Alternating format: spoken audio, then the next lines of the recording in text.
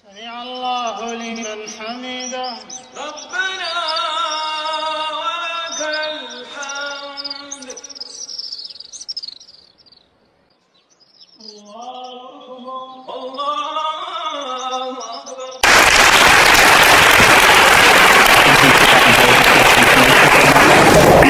Well, good evening, everyone. Thank you for having me. I hope everyone can hear me. How to respond to a lot of this. First of all, on the bar, you said you admitted yourself that the bar had been set quite high. I would suggest, though, that the burden of proof is on the proposer rather than on us. It quite clearly says Islam is a religion of peace. I suggest you prove it. Let me tell you what actually whips up fears of Islam.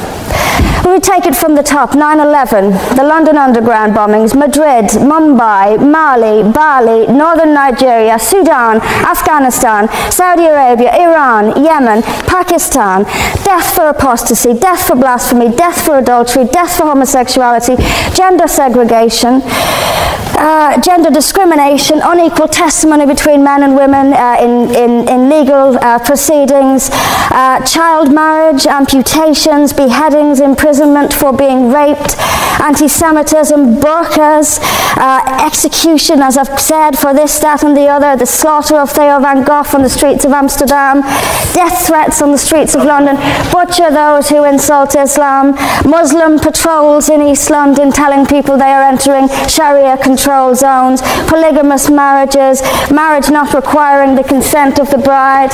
This is what causes fear of Islam. It is not me, it is not my colleagues on this side. What information on that point?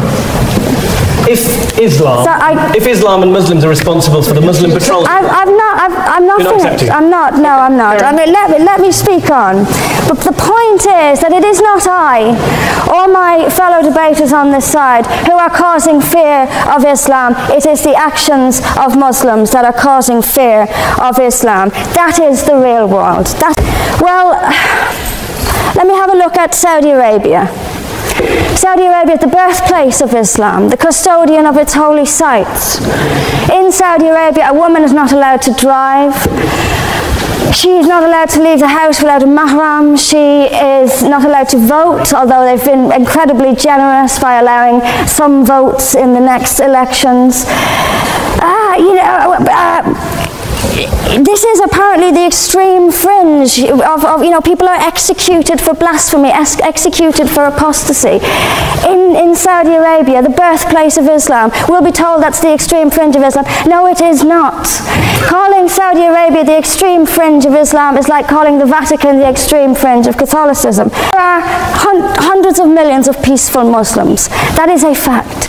But that does not mean that Islam itself is peaceful. Peaceful Muslims interpret verses of the Quran so almost beyond recognition it's reinterpreted, like the command to beat her.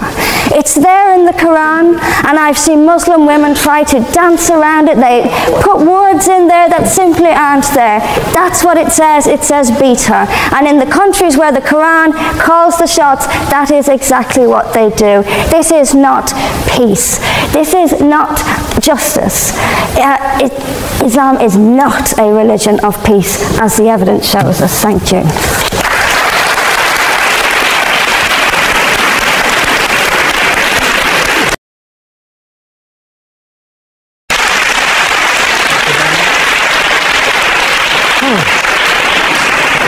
Thank you very much, Mr. President. Ladies and gentlemen, good evening. Assalamu alaikum. Lovely to see you all here tonight. We are having a very entertaining night, are we not, with some very interesting things being said. From the other side of the house tonight, let me begin by saying, as a Muslim, as a representative of Islam, I would consider myself an ambassador for Islam, a believer in Islam, a follower of Islam and its Prophet.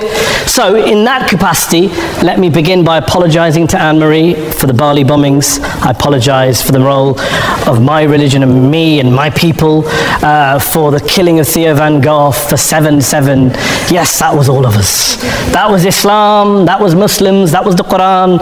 I mean, astonishing claims to make in the very first speech tonight, on a day like today, where the Conservative Prime Minister of the United Kingdom is having to come out and point out that these kind of views are anathema. And I believe you're trying to stand for the Labour Party to become an MP in Brighton. If you do, and you make these comments, I'm guessing you'll have the whip withdrawn from you, but then again, UKIP's on the rise, they'll take you, the BNP, they might have something to say about your views. This is what Mehdi Hasan always does. By the way, just on a factual point, since we heard a lot about the second speaker, about how backward we Muslims all are, on a factual point, you said that Islam was born in Saudi Arabia. Islam was born in 610 AD. Saudi Arabia was born in 1932 AD. So you were only 1,322 years off. Not bad? Not bad start there. Talking of maths, by the way, a man named Al-Khwarizmi was one of the greatest mathematicians of all time, a Muslim, worked in the golden age of Islam.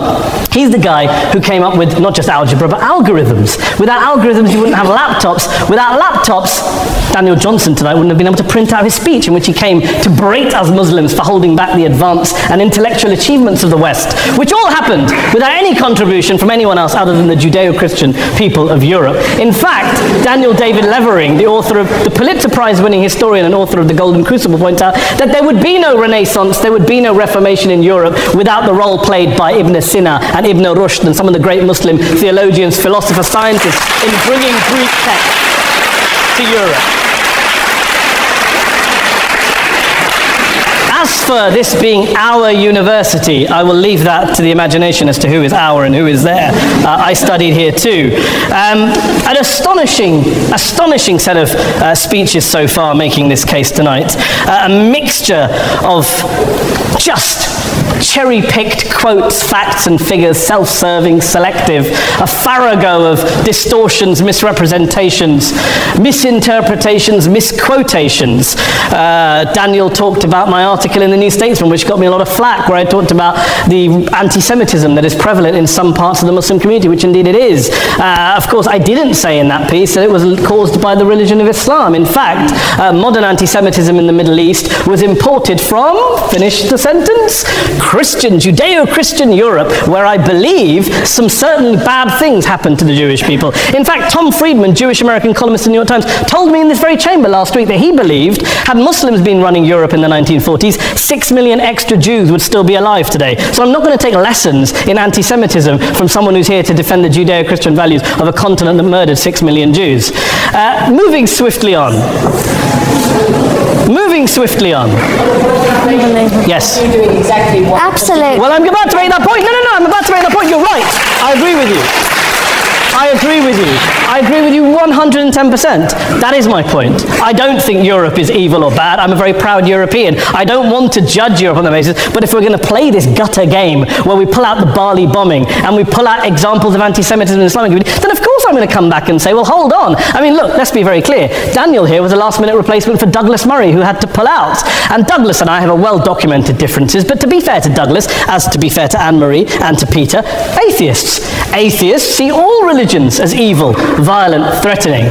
What the problem I have with Daniel's speech is that Daniel comes here to write this robust defense of Christianity, forgetting that his fellow Christians, people who said they were acting in the name of Jesus, gave us the Crusades, the Spanish Inquisition, the anti-Jewish pogroms, European colonialism in Africa and Asia, the Lord's Resistance Army in Uganda, not to mention countless arson and bomb attacks on abortion clinics in the United States of America to this very day. I would like a little bit of humility from Daniel first before he begins lecturing other communities and other faiths on violence, terror and intolerance.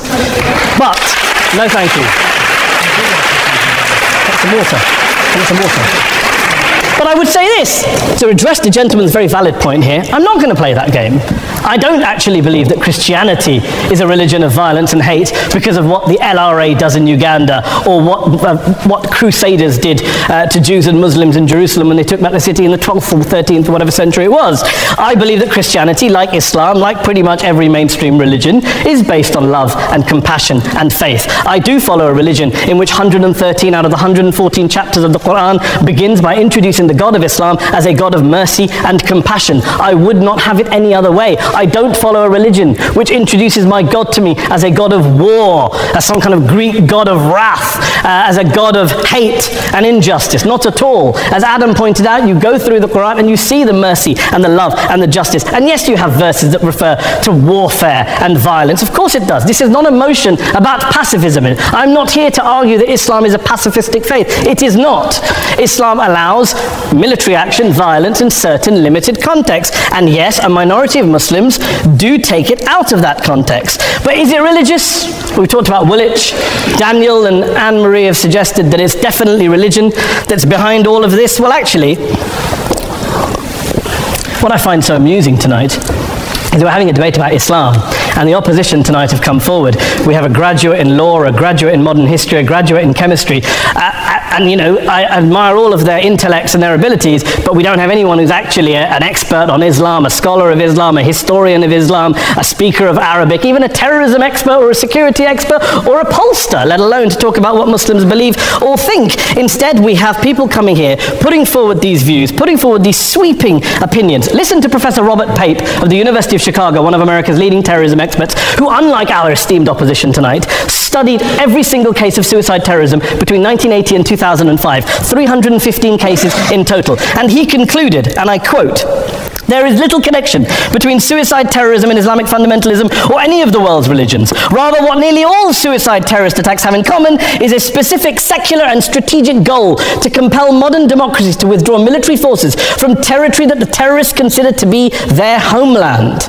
And the irony is, when we talk about terrorism, the irony is that the opposition and the Muslim terrorists, the Al-Qaeda types, actually have one thing in common, because they both believe that Islam is a warlike, violent religion. They both agree on that. They have everything in common. Osama bin Laden would be nodding along to everything he said tonight from the opposition side. He agrees with them. The problem is that mainstream Muslims don't. The majority of Muslims around the world don't.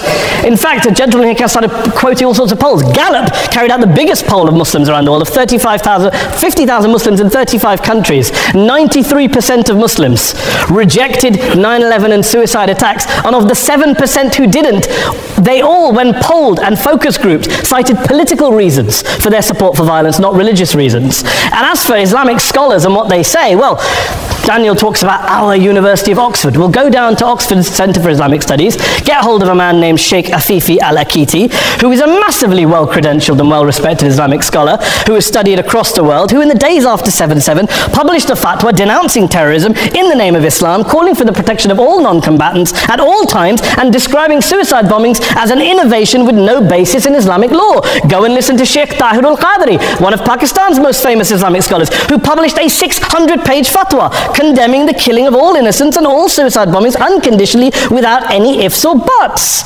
There's nothing new here. This is mainstream Islam, mainstream scholarship, which has said this for years. You don't go out and kill people willy-nilly in the high street or anywhere else, on a bus or a mall, based on verses of the Quran that you cherry-pick without any context, any understanding, any interpretation, or any commentary. Point of information. Please. What about stoning women, for example? Well, it doesn't happen apparently.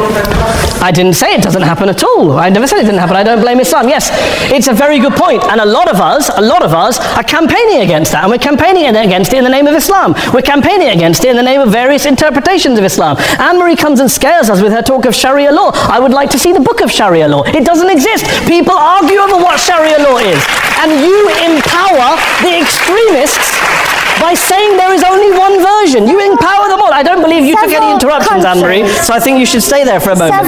Here's what we're dealing with. Here's what we're dealing with. We are dealing, I took your point. Here we are dealing with a 1400-year-old global religion, followed by 1.6 billion people in every corner of the world, a quarter of humanity, of all backgrounds, cultures, ethnicities. And yet the opposition tonight wants to generalize, stereotype, smear in order to desperately win this debate. And here's my question, if we're going to generalize and smear. If, okay, people say yesterday's bombers, and we've got to be careful, there's a trial going on, were yesterday's attackers, motivated by Islam? Big debate. I don't believe they were. Let's say they were. Let's say Faisal Shahzad, the Times Square bomber, was motivated by Islam. Let's assume, for sake of argument, that Richard Reeves, the shoe bomber, was motivated by Islam.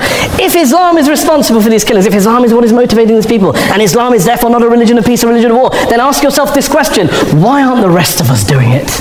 Why is it such a tiny minority of Muslims are interpreting their religion in the way that the opposition claim they are? Let's assume there are 16,000 suicide bombers in the world. There aren't. Let's assume there are for the sake of argument. That's 0.001% of the Muslim population globally. What about the other 99.99% of Muslims who the opposition tonight either ignore or smear? The reality is that the rest of us aren't blowing ourselves up tonight. The reality is that the opposition came here tonight not worried about the fact that me and Adam might pull open our jackets and blow ourselves up tonight because we're followers of a warlike warrior religion which wants to take over Europe and Daniel's university. The issue is this. The issue is this. Unless the opposition can tell us tonight, and Peter Atkins is here, one of our great atheist intellectuals, can tell us tonight, can answer this question tonight: why don't the vast majority of Muslims around the world behave as violently and aggressively as a tiny minority of politically motivated extremists? Then they might as well give up and stop pretending they have anything relevant to say about Islam or Muslims as a whole. Ladies and gentlemen, let me just say this to you. Think about what the opposite of this motion is. If you vote no tonight, think about what you're saying the opposite of this motion is. That Islam isn't a religion of peace, it's a religion of war, of violence, of terror, of aggression. That the people who follow Islam, me, my wife, my retired parents, my 6-year-old child, that 1.8 million of your fellow British residents and citizens, that 1.6 billion people across the world, your fellow human beings, are all followers, promoters, believers in a religion of violence. Do you really think that? Do you really believe that to be the case? They say that in the Oxford Union, the most famous debate was in 1933 when Adolf Hitler looked out for the result of the King and Country motion, where they voted against fighting for king and country, and Hitler was listening out for the result. Well, tonight, 80 years on, there are two groups of people around the world who I would argue are waiting for the result of tonight's vote. There are the millions of peaceful, non-violent, law-abiding Muslims both in the UK, Europe, Asia, Africa and beyond, who see Islam as the source of their identity, as a source of spiritual fulfillment, of hope, of solace. And there are the phobes, the haters, the bigots out there who want to push the clash of civilizations, who want to divide all of us into them and us and ours and their. Ladies and gentlemen, I urge you all not to fuel the arguments of the phobes and bigots. Don't legitimize their divisions. Don't legitimize their hate. Trust those Muslims who you know, who you've met, who you hear, who don't believe in violence, who do want you to hear the peaceful message of the Quran as they believe it to be taught to the majority of Muslims, the Islam of peace and compassion and mercy, the Islam of the Quran, not of Al-Qaeda. Ladies and gentlemen, I beg to propose this motion to the House. I urge you to vote yes tonight. Thank you very much for your time.